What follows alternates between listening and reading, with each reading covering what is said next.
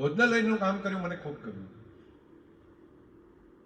અને આને ડૉક્ટર રસ લઈને તમે સારું કરી શકશો અને ખૂબ આગળ વધારો કામને. અને જમવાથી, ભોજનથી જે સંતોષ મળે છે ને, એવો સંતોષ કોઈને કોઈ પણ બાબતમાં નથી મળતો. કોઈ પણ વ્યક્તિને કોઈ પૈસા આપો, બીજું હોય, કપડાં આપો, કંઈ પણ આપો, પણ ભોજનથી જે સંતોષ મળે છે સૌથી વધારે મળે.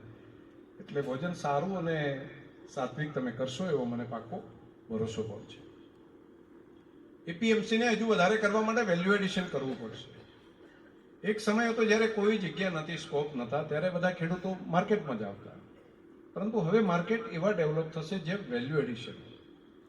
હવે પછીના માર્કેટો એ જ ડેવલપ થશે જ્યાં જે તે વસ્તુનું રૂપાંતર થતું હશે. ઊંઝા એટલા માટે બન્યું,